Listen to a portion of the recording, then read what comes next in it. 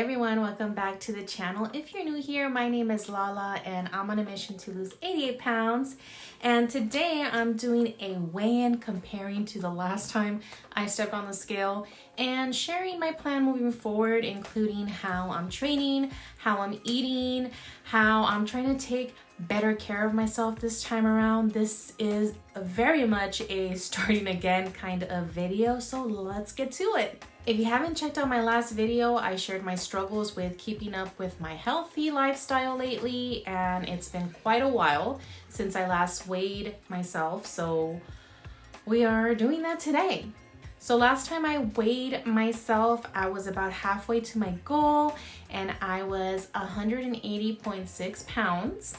Okay, by that screenshot, you can see that I weighed myself last in September. So October, November, December, it is now January. What is it? January 4th today?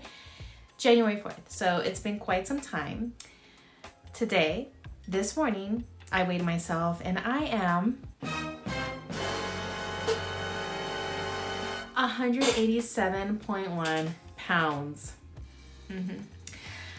Honestly, I'm not surprised and I'm not upset. I know most of this is water weight. I'm thinking I gained between 2 to 5 pounds.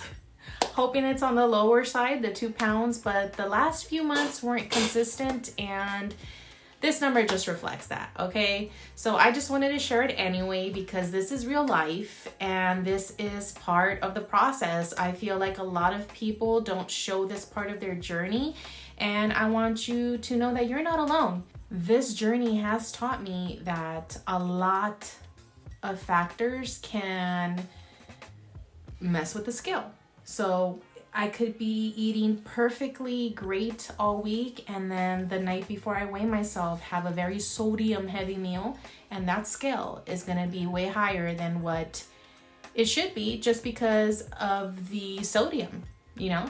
So I'm not saying that I didn't gain 7 pounds, because I very well may have gained about 5 and only 2 are water weight. I don't know. We're gonna find out what my true weight is within the next week or so, you know, see where I really land at, because most of this is water weight. I mean, just to give you a little example of why my last 3 months have been crazy. October is birthday month for this household. That means everyone's birthday is in October minus the hubster. He's the only one that doesn't have an October birthday. So that's 4 birthdays in October. Then we have Thanksgiving, and then we have the holidays. Now I see how people, because I never really weighed myself unless I was trying to lose weight, and it was never during the holidays. And I would hear people say, oh my God, I gained like 10 pounds over the holidays. But most of that is probably water weight. So we will see how much weight I truly gained within the next couple weeks, but I do have a plan. I actually wrote down some stuff. I mean, from my calories to my workout, like what that's gonna look like. It's very intentional. I planned it a specific way. So I honestly, besides the water weight, I don't think I will see much of a weight loss for about a month or so, just because of the way that I'm going to be training and eating. If you have been following me a while, you saw that I did a 12-week body recomp journey. So I am still trying to do a body recomp. Where that takes me, what I'm trying to look like, I don't know. I'm just trying to, it was very fun for me to see my body change during those 12 weeks. So I want to do it again just to see what I can accomplish, to be honest. I want to see where I can take myself. Let's get to it. My goal. Right now, my focus is losing the remaining weight, which is about 47 pounds, while also rebuilding strength.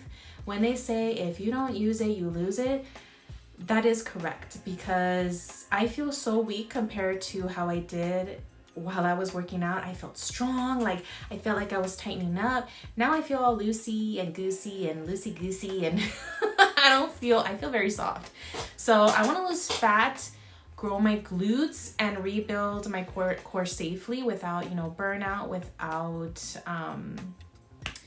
hurting my body without doing extreme things. This isn't about rushing, it's about staying consistent. That's something that I need to work on. My training plan is pretty simple and again, very intentional. So I'm strength training for 4 days a week with a big focus on glute growth because I'm still trying to grow that ass, and training upper body, you know, just to get enough, you know, look balanced and work on that posture and just feel, I want to have some nice toned arms, you know, so I'll be trying to work towards that. And I'm also going to be walking most days. Before I was hitting my 10K steps a week, but I'm a little more sedentary nowadays. So I was doing around 5,000 to 6,000 steps. I'm going to push for 8,000 steps and, you know, use walking or my stationary bike as recovery on my recovery days, just so I don't have to do like some crazy cardio that I don't feel like doing. So those are easy cardio that I can do to keep me active on my off days, help me reach my steps. And it just, honestly, it's a huge relief just knowing I don't have to shoot for 10 right now. I'm shooting for 8 and then we'll go from there. And another huge part of this plan is my core. I don't know how long you guys have been around, but I've been struggling with diastasis recti. So I need to keep my core workouts safe. No coning, no pressure, no aggressive ab workouts. I can't be doing planks like I was. I'm not supposed to be doing planks. I didn't know that. But if my core isn't stable, then everything else is just gonna suffer. So I'm just taking that time to, you know, I'm taking it seriously and I'm moving slowly with my ab workouts. It's just, nobody tells you how much your core strength suffers after you have a baby. You feel so depleted. Like, I don't even know how to describe it. Maybe it's just me. I don't know. But now we're going to talk about nutrition. So nutrition wise, I'm not doing an aggressive deficit. I'm focusing on eating enough to support training and recovery, with protein and fiber being my main priorities. I'm not cutting carbs, I'm not eating any tiny portions, and I'm not earning my food. I'm going to be doing what I eat in a day. I am going to change a lot about how I eat because I kind of want to get my carbs just from whole foods now. So veggies and fruits. And I'm not sure if I'm going to track those, guys. If I do, I don't know. I don't know about that part yet. But I am thinking about doing that. And just the biggest thing is just consistency matters more to me than anything. So I just, again, drilling it in my head. Consistency, consistency, consistency. Because that's what's gonna show results, right? Another focus for me that has been a focus for a while, but it's like, you're just gonna have to wait this out. You have toddlers, girl. You got toddlers. My sleep. It suffers a lot. I struggle with getting enough sleep. And I know that may be the biggest issue of why I can't stay consistent. You know, as a mom, it's really easy for me to put everyone else's needs, you know, first, which is, of course, duh. But then I just I don't listen to my needs, or my needs just don't happen at all because I'm just drained. But when I don't sleep well, everything feels harder. My workouts, my food choices, my energy, my patience, everything feels harder. So part of this reset is me trying to go to bed earlier so I can wake up earlier and protect my energy a little bit more. Like I said, yes, I have a lot more on my plate. There's new things I'm getting adjusted to, but that doesn't mean that I have to just toss everything out the window. I need to learn how to make this work, you know? So sleep definitely has to be a priority. And besides just writing like my plans, guys, so I actually did like a calculation on my own, and it's scary. But I'm gonna be eating between 2,200 calories to 2,400 calories. I don't know